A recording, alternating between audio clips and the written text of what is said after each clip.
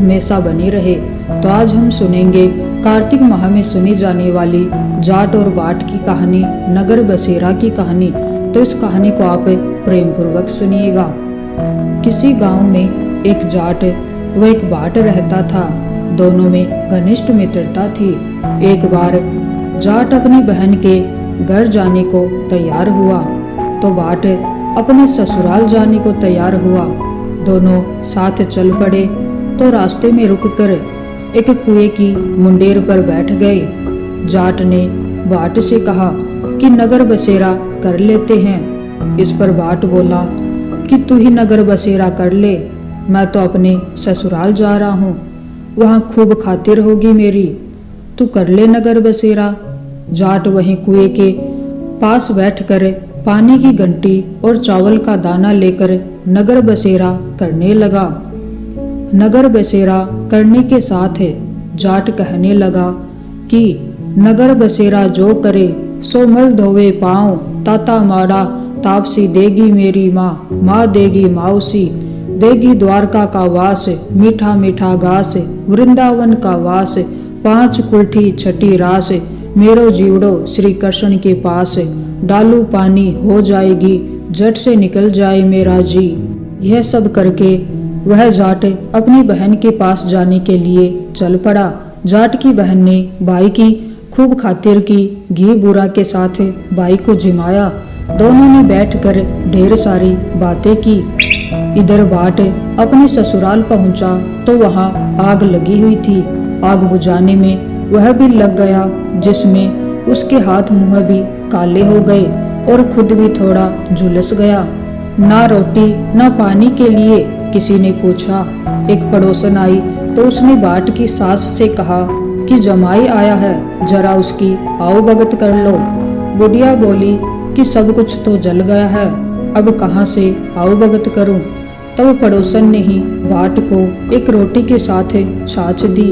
उसने वही खाकर गुजारा किया। शाम को दोनों फिर घर की ओर चल पड़े और रास्ते में मिल गए और एक दूसरे का हाल पूछा।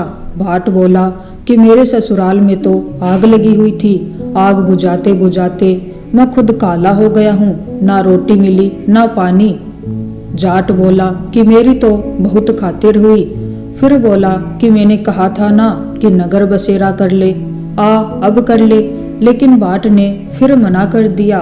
कहने लगा कि तेरी मौसी है, पता नहीं रोटी दे या ना दे, तेरी तो माँ है, दही की छुछुली चूरमा का पेड़ा धरा पाएगा। बाट ने फिर नगर बसेरा नहीं किया। जाट ने कर लिया। नगर बसेरा जो करे सो मल धोवे पाँव, ताता माड़ा तापसी देगी मेरी माँ, माँ देगी माउसी, देगी द्वारका का वास, मीठा मीठा घास, वृंदावन का वास, 5 कुल्ठी छठी रास, मेरो जीवड़ो श्री कृष्ण के पास, डालू पानी हो जाएगी, झट से निकल जाए मेरा जी। करके वह चल पड़ा। घर पहुंचते ही जाट की मौसी ने बहुत लाड प्यार किया। उधर बाट घर गया तो उसकी भैंस खो गई थी। बाप एक लाठी रखे तो दूसरी उठाए और कहने लगा कि ससुराल गया तो आग लगा दी, अब यहाँ आया तो भैंस खो दी। बाप ने कहा कि पहले भैंस लेकर आ, तभी रोटी पानी मिलेगा। सारा दिन बाट भैंस ढूंढता रहा लेकिन उसे भैंस नहीं मिली। जाट और बाट की मुलाकात फिर से बाजार में हो गई। जाट ने बाट के हालचाल पूछे तो बाट बोला कि आते ही भैंस खो गई, बस उसी दिन से भैंस ढूंढ रहा हूँ, रोटियों का तो पूछो ही मत। जाट ने कहा कि मैंने तो पहले ही कहा था कि नगर बसेरा कर ले। जाट की बात सुनकर बाट बोला कि तेरे नगर बसेरे में इतनी ताकत है तो चल अब कर लेते हैं। दोनों ने बैठकर नगर बसेरा किया। नगर बसेरा जो करे सो मल धोवे पाँव, ताता माड़ा तापसी देगी मेरी माँ, माँ देगी माउसी, देगी द्वारका का वास, मीठा मीठा घास, वृंदावन का वास, 5 कुल्ठी छठी रास, मेरो जीवड़ो श्री कृष्ण के पास, डालू पानी हो जाएगी, झट से निकल जाए मेरा जी। दोनों के नगर बसेरा करने पर बाट जैसे ही आगे बढ़ा तो उसकी खोई भैंस मिल गई, जिसे लेकर घर पहुंचा। घर पहुंचते ही माँ ने कहा कि लड़के को आते ही घर से निकाल दिया, सारे दिन से ये भूखा प्यासा भटक रहा है। यह कहकर उसकी माँ ने उसको खूब खिलाया पिलाया। इस घटना के बाद सारे नगर में ढिंढोरा पिटवाया गया कि कार्तिक में सब कोई अपने पीहर या सासरे आते जाते नगर बसेरा करे। जैसे जाट को नगर बसेरा करने का फल मिला, वैसा ही हर किसी को मिले। चलिए अब सुनते हैं गणेश जी की कहानी, क्योंकि कोई भी कथा बिना गणेश जी की कहानी सुने पूरी नहीं होती। एक बुढ़िया थी, वह बहुत ही गरीब और अंधी थी। उसके एक बेटा और बहू थे। वह बुढ़िया सदैव गणेश जी की पूजा किया करती थी। एक दिन गणेश जी प्रकट होकर उस बुढ़िया से बोले, बुढ़िया माँ, तू जो चाहे सो मांग ले। बुढ़िया बोली, मुझे तो मांगना ही नहीं आता, कैसे और क्या मांगू। तब गणेश जी बोले, अपने बहू बेटे से पूछकर मांग ले।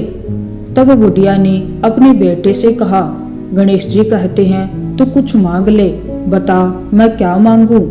तो बेटे ने कहा, माँ तू धन मांग ले। बहू से पूछा तो बहू ने कहा, माँ पोता मांग ले। तब बुढ़िया ने सोचा कि ये तो अपने अपने मतलब की बात कह रहे हैं, अतः उस बुढ़िया ने पड़ोसियों से पूछा तो उन्होंने कहा, बुढ़िया तू थोड़े दिन है तो जिएगी, क्यों तू धन मांगे और क्यों तू पोता मांगे। तू तो अपनी आंखों की रोशनी मांग ले, जिससे तेरी जिंदगी आराम से कट जाए। घर आकर बुढ़िया ने बहू बेटे और पड़ोसियों सबकी बात पर विचार किया। जब अगले दिन गणेश जी दोबारा आए तो बुढ़िया ने कहा, यदि आप मुझ पर प्रसन्न हैं तो मुझे 9 करोड़ की माया दे, निरोगी काया दे, अमर सुहाग दे, आंखों की रोशनी दे, नाती पोता दे और सब परिवार को सुख दे और अंत में मोक्ष दे।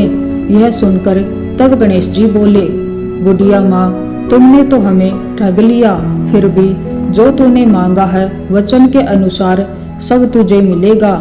और यह कहकर गणेश जी अंतर्ध्यान हो गए। उधर बुढ़िया माँ ने जो कुछ मांगा वह सब कुछ मिल गया। हे गणेश जी महाराज, जैसे उस बुढ़िया को दिया वैसे ही सब किसी को देना। तो अगर आपको ये कहानी अच्छी लगी हो तो